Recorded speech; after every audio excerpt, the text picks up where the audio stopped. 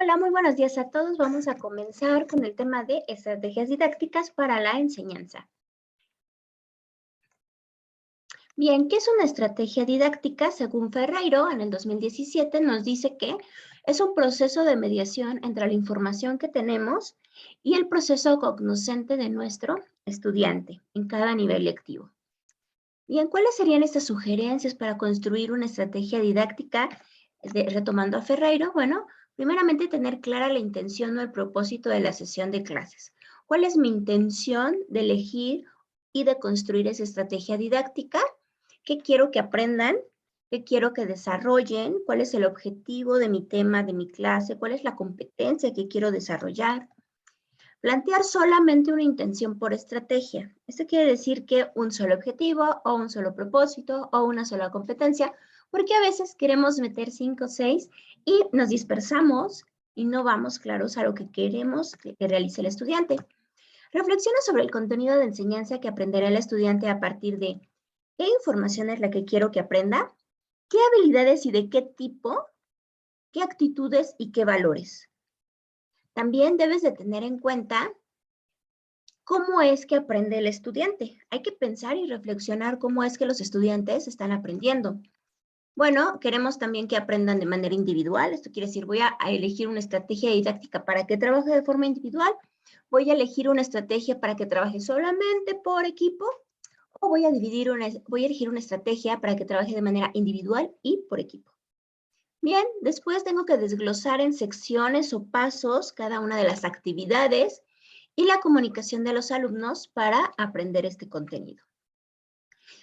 Tengo que tener en cuenta y claramente cuáles son los recursos y los materiales que se van a utilizar, con cuáles cuento como docente, cuáles son los que requieren el estudiante para que lleven a cabo pues, el proceso bajo una estrategia didáctica. También debemos de calcular los tiempos aproximadamente según la edad lectiva del estudiante, pero también y sobre todo el proceso cognoscitivo que está llevando el estudiante. Promover este proceso es muy importante con los estudiantes. También debemos de probar observando la reacción de los estudiantes, ¿no? Cómo nos está funcionando la estrategia didáctica que estamos implementando. Debemos de reflexionar constantemente sobre los procesos obtenidos en la sesión lectiva. En cada una de las sesiones, nuestra estrategia es muy amplia. Bien. Hay algunas estrategias didácticas que se han estado implementando muchísimo, aunque ya existían a partir de la pandemia de COVID-19.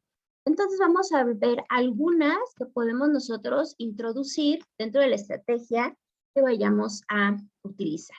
Bien, la estrategia para situación didáctica desde la tecnología. Tenemos tecnologías de la información y la comunicación, las muy llamadas TIC. Belot dice, las TIC son el conjunto de tecnologías que permiten el acceso, la producción, tratamiento y comunicación de la información presentada en diferentes códigos. Y estos códigos pueden ser en un texto, puede ser en una imagen, puede ser en un sonido, puede ser en un video. Bien, características representativas de las TIC, tecnologías de la información y comunicación. No es TICs, es TIC. Bien. Dentro de las TIC, inmaterialidad, ¿no?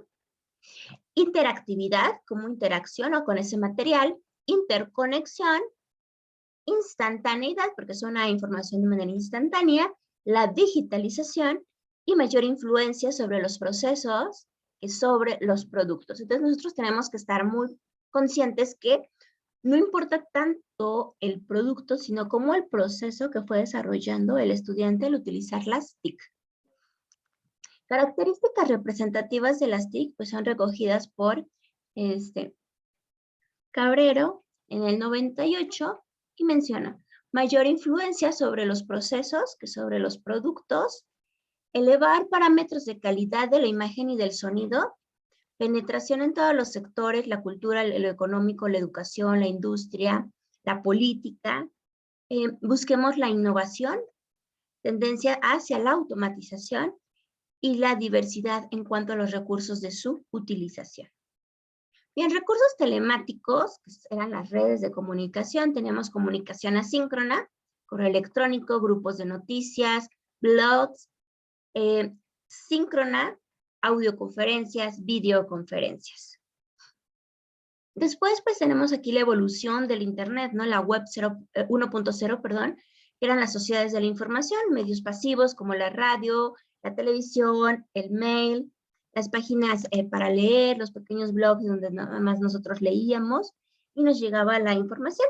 Después evolucionamos a la web 2.0, en donde son las sociedades del conocimiento y se caracterizan por esta dinamicidad e interactividad del sujeto con las plataformas, ¿no? Y con otros. Facebook, YouTube, Google Books. Y después tenemos la 3.0, que son las sociedades virtuales, la realidad virtual, la web semántica, la búsqueda inteligente, ¿no? Bien, empleo de las TICs dentro de la educación, cuando nosotros utilizamos un Word, estamos utilizando las TIC. Cuando utilizamos libros digitales, también recursos multimedia, ¿no? No sé si se acuerdan, que salió al inicio el Encarta, los formularios de Google Forms, de Microsoft, de estos documentos que tiene Office, Excel, Internet, las infografías, los trípticos, ¿no? Antes los hacíamos a mano, ahora ya tenemos, por ejemplo, Canva para hacer infografías, hacer trípticos, tenemos PowerPoint, Publisher, nuestro Drive, podemos generar podcasts, crear varios tipos de blogs, unos blogs un poco más interactivos. Después tenemos la evolución de las TIC, pasó a las TAC. Las TAC son tecnologías del aprendizaje y del conocimiento. Las TAC las podemos definir como el conjunto de tecnologías que permiten impulsar y el fortalecimiento del proceso de enseñanza-aprendizaje, retomando la posición del estudiante en el centro del currículum educativo. Bien, algunas TAC en la educación, tenemos el Classroom, que ahora lo estamos utilizando. Teams también se ha utilizado mucho a partir de esta pandemia. Classroom, a diferencia de Teams, es mucho más ligero. Lo pueden utilizar los alumnos en el celular. Y Teams es muy pesado por todas las aplicaciones que tiene. Entonces, hay celulares que no aguantan el procesamiento de Teams. También tenemos los MOOC, los Quizzes, el Kahoot, el FED, dentro de la enseñanza de las ciencias exactas y naturales, pues el FED ha sido una gran ayuda para los docentes. Moodle también es otra de las plataformas que tenemos dentro de las TAC. Blackboard, OpenBoard, los Padlet, Edpuzzle, que aquí tú puedes hacer tu video y lo vas cortando de acuerdo a lo que requieres, metiendo preguntas intercaladas para que el estudiante pueda ver todo el video, ¿no? El Flipgrid, donde puedes hacer videos, audios, comunicación a partir de pues foros, el VRMAT, ¿no? Esta realidad un poco más de transformación de figuras geométricas o figuras en 3D, Sans Journal, Arduino Sans Journal. También aquí pueden entrar pues estos juegos interactivos, ¿no? En donde el estudiante entra ya a una aula virtual, crea su avatar, ahí están las clases. Pues aquí ya tenemos estas partes de la. Pero también aparecieron las TEP. Las TEP son tecnologías para el empoderamiento y la participación. Las TEP son las tecnologías que se utilizan como sustento para la cohesión social de un grupo determinado de personas. Hablamos de una red social en la cual se fomenta la participación activa de los usuarios en temas relacionados con política, sociedad, educación. Gracias a esto, pues se puede participar de una manera mucho más activa con ellos, sin la necesidad de pertenecer solo a un grupo organizado o estar cursando algún programa académico muy específico. Lo que se busca es, pues, el fomento de la ciberdemocracia. Ahora estamos con esto. Ya se veía desde las competencias, pero ahora con Escuela Nueva Mexicana, pues esto, los derechos humanos, de la democracia, de la pluralidad, de comprender al otro, de no discriminación, integralidad. Entonces, esto nos puede servir mucho en la ciberdemocracia. Bien, en el encuentro de la ciberdemocracia con las TEP podemos utilizar Twitter para comunicarnos y hacer pequeños foros, Facebook, YouTube, también en YouTube ya se hacen foros, el Zoom, el TinyChat, Adobe Connect, Google Hug, el Hangout o que ya ha ido transformándose también en Google, aparte de Google.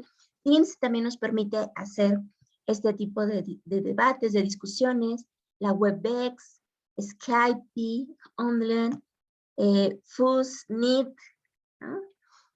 Participación y decisión, tenemos Consul, que tiene que ver todas estas más con la democracia, Decidim, Seeds Lab, Delete Seeds Space, Delete Seeds Space, Open. Todas estas son páginas, son herramientas en donde nosotros ponemos una temática y bueno, varios participantes van comentando sobre esta temática desde una reglamentación democrática y de derechos humanos. Bien, también hay otra división. Estas fueron estrategias utilizando obviamente estos recursos tecnológicos, pero también aparecen las estrategias para la enseñanza situada, que también ya lo veíamos al inicio con las competencias y que están tomando mucha fuerza también con la nueva escuela mexicana, ¿no? Bien, dentro de las estrategias para la enseñanza situada la podemos dividir, según Laura Frade, en analíticas sintéticas e inductivas deductivas. En analíticas sintéticas, nosotros podemos encontrar aprendizaje basado en problemas, aprendizaje basado en el juego, aprendizaje basado en casos, la gamificación, que no es lo mismo que aprendizaje basado en juego, aprendizaje basado en el pensamiento, aprendizaje basado en los retos y salidas pedagógicas. Bien, dentro de las inductivas deductivas tenemos aprendizaje basado en proyectos, aprendizaje basado en la investigación, aprendizaje colaborativo, aula invertida, storytelling, que es el contar historias, cómo es que los estudiantes crean historias a partir de una temática y aprendizaje cooperativo. Bien, y bueno, eso sería todo por esta pequeña cápsula de es una estrategia, estrategias utilizando la tecnología y estrategias de cómo se dividen dentro de una enseñanza situada. Gracias.